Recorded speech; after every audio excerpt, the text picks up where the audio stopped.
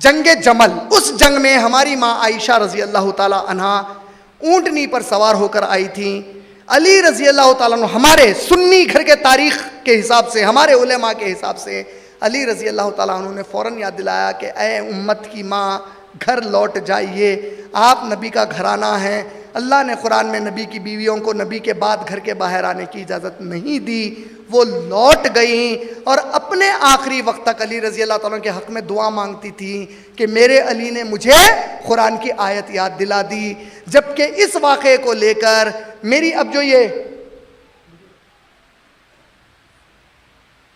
جو ابھی میری ویڈیو DVD ریلیز ہوئی ہے، اگر آپ لوگ جاتے وقت جب لے کے جائیں گے تو دیکھیں گے اس میں ہم نے ایک ویڈیو کلپ ایڈ کی ہے. یہ بازو کے گھر والے اس واقعے کو لے کر بی بی عائشہ کے بارے میں کہتے ہیں کہ اللہ تعالیٰ ان کے انتقال کے بعد نعوذ باللہ اللہ ان کے منہ میں جہنم بھر دے.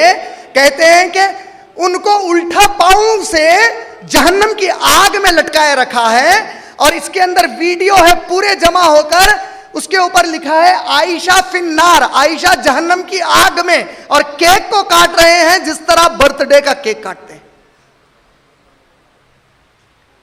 اس کے اندر ویڈیوز ہیں ان کے، یہ میرے نہیں ہیں، میں بھڑکانے نہیں کرا. ہم ویڈیو ان کی بتائیں تو ہم بھڑکا رہے ہیں، تم ویڈیو ہماری ماں کے خلاف ڈالے لیکن ہمارے کو کچھ بھی نہیں ہونا. آپ لوگوں کو برداشت ہوتا ہے یہ سب باتوں؟